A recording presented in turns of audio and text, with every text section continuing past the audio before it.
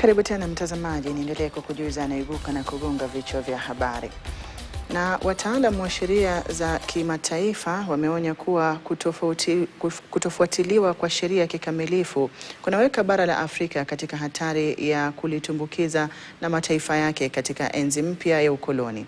Akitoa hotuba ya heshima ya Waonya Godana katika kituo kikuu cha Kabarak, vilevile aliyekuwa rais wa mahakama ya kimataifa ya haki Jaji Abdulkawi Yusuf ameonya kuwa ongezeko la mashindano ya rasilimali barani Afrika haswa na mataifa ya nje ni hatari.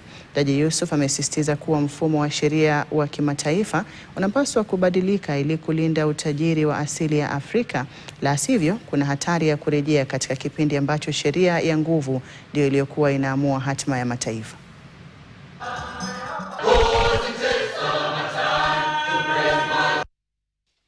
We believe that a university must be a place where ideas are rigorously tested, where diverse perspectives are welcomed and interrogated, and where the pursuit of truth is guided by both intellect and conscience.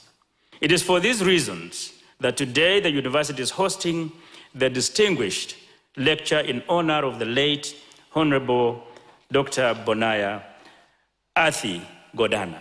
The international rule of law, as compared to the domestic rule of law, is in its adolescence.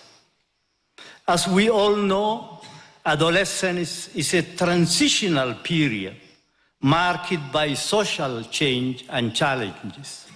We cannot therefore expect that the rule of law among nations displays all the maturity and solidity which we expect from it. It will experience challenges as it grows. It will occasionally suffer from shortcomings. It will be affected by strong headwinds in its progress, and this actually happens to be the case today.